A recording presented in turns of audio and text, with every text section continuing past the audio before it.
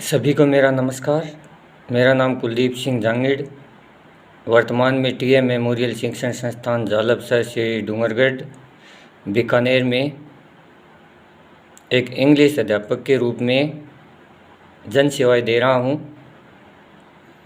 मेरे को यहाँ पढ़ाते हुए 4 साल हो गए हैं, जिसमें मैंने कुछ बच्चों को यहाँ देखा है कि वो इंग्लिश से दूर भाग रहे हैं। तो मैं उन सभी से कहना चाहता हूँ कि इंग्लिश एक सबसे आसान विषय है। इसे आप जितना दूर भागेंगे वो आपको उतनी क्या है खाएगी। कहने का मतलब है कि इंग्लिश से बच्चे डर रहे हैं, तो मैं उन सभी से कहना चाहता हूँ कि इंग्लिश को आप अपना साथी बनाएं। इंग्लिश से आप डरे नहीं, क्योंकि जिस विषय के अंदर आप डर जाएंगे उसके अंदर आपके मार्क्स हैं वो कम आएंगे।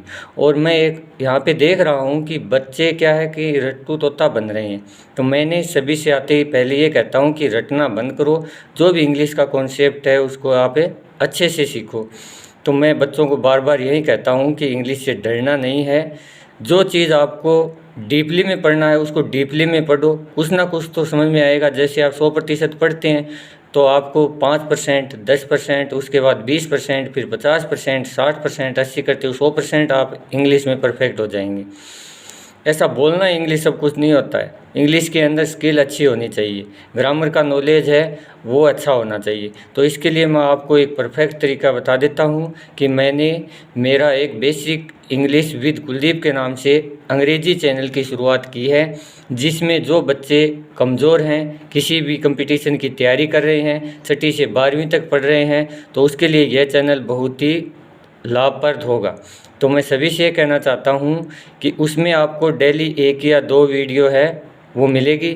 तो इस चैनल को आप ज़्यादा से ज़्यादा क्या है सब्सक्राइब करें, शेयर करें, फॉलो करें, ताकि सभी तक क्या है ये वीडियो पहुंच सके।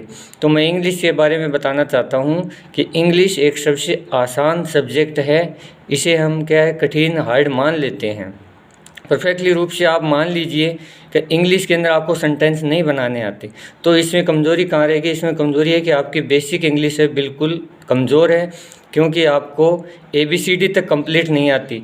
जब तक आप अल्फ़ाबेट नहीं सीखेंगे यानी लेटर्स नहीं सीखेंगे, तो लेटर के बाद अगला जो क्रम होता है वो करेक्टर का होता है। करेक्टर के बाद में वर्ड का निर्माण होता है, वर्ड्स के बाद में सेंटेंस का निर्माण होता है। यही इंग्लिश की क्या है संरचना है कि जैसे हम अल्फ़ाबेट सीखते हैं A से लेकर के Z तक, तो उसमें लेटर होते हैं, जैसे अलग अलग होते हैं उनको लेटर बोला जाता है। और संपूर्ण जो A से लेकर Z तक होती है वो अल्फ़ाबेट यानी वर्णमाला कहलाती है। अगर उनमें हम एक एक काउंट करें, जैसे A को ले लिया, B को ले लिया, अलग अलग लेते हैं, तो ये लेटर्स होते हैं। इन्हीं से क्या बनता है एक करेक्टर बनता है। जैसे इंग्लिश है तो इंग्लिश के अंदर ENGLISH, इन सभी को अलग अलग करें तो ये क्या होते हैं लेटर्स होते हैं। और इनको सम्मिलित रूप से कर दें तो यह एक क्या होता है करेक्टर होता है। करेक्टर से एक वर्ड का निर्माण बनता है। तो उसी तरीके से एक सेंटेंस तैयार किया जाता है। तो अगर आपको ये नॉलेज नहीं है तो इसके लिए आपको बेसिक इंग्लिश सीखनी होगी। शुरू से लेकर के एडवांस तक मैं मेरे चैनल पे इंग्लिश सिखाऊंगा, जिसमें अल्फ़ाबेट के अंदर कॉन्सोनेंट्स होते हैं 21, वोवल्स होते हैं 5। जैसे वोवल्स हो गया AEIOU, और इसके बाद जो शेष बचे हैं वो कॉन्सोनेंट्स होते हैं। तो ये चीज़ें आपको सिखाई जाएगी। उसके बाद में आपको इनका यूज भी करना सिखाया जाएगा कि अल्फ़ाबेट है उसमें वोवल्स कहाँ यूज होते हैं, कॉन्सोनेंट्स कहाँ यूज होते हैं, और उसके बाद सेंटेंस है वो किस तरीके से इसका निर्माण किया जाता है। इसके बाद पहला स्टेप होता है, मेन स्टेप होता है बच्चों का, वो ही उन बच्चों को नहीं आता है, पार्ट ऑफ स्पीच, शब्द भेद, यानी कि जिसको हम बोलते हैं ये 8 प्रकार के होते हैं। वैसे 9 भी होते हैं, क्योंकि एक डिटरमाइंस होता है उसको भी क्या है इसके अंदर शामिल कर लिया जाए तो ये 9 होंगे। इसके अंदर नाउन होता है, प्रोनाउन होता है, वर्ब होती है, एडवर्ब होता है, एडजेक्टिव होता है, कंजक्शन होता है, इंटरजेक्शन होता है, प्रीपोजिशन होता है, और 9 नंबर डिटरमाइंस होता है। तो डिटरमाइंस के अंदर जो आर्टिकल आते हैं वो डिटरमाइन के अंदर आते हैं।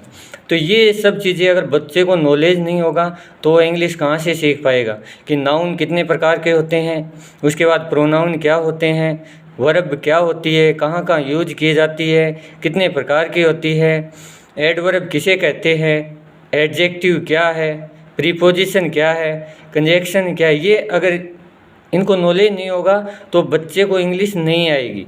क्योंकि बच्चा उनको क्या है, रट करके क्या है 95 96 मार्क्स तो ले लेगा, लेकिन जब वह कंपटीशन के अंदर जाएगा तो ये बेसिक चीज़ें अगर बच्चे को नॉलेज नहीं है तो वह इंग्लिश से दूर भागेगा। कि मेरे को यहाँ 4 साल पढ़ाते हुए हो गए और बच्चे क्या है कि इंग्लिश से बहुत दूर भाग जाते हैं, और जिन बच्चों की क्या है थोड़ी सी भी रुचि होती है वो सीख भी जाते हैं। मैं उनको नोट्स भी बनाता हूँ और नोट्स वो क्या है आगे तक काम आएंगे, चाहे आप कंपटीशन का एग्ज़ाम दें या कहीं पर भी दें। तो इसलिए मैंने इन सब के लिए एक यूट्यूब चैनल क्रिएट किया है, तो उसको आप लाइक शेयर सब्सक्राइब करें, बेसिक इंग्लिश विद कुलदीप के नाम से। मैं आप आज को यही सूचना देना चाह रहा हूं, और कल से हमारी जो क्लासें होगी रेगुलर आएगी, शुरू से लेकर यानी बिगिनर से लेकर के लास्ट यानी एडवांस तक जाएगी।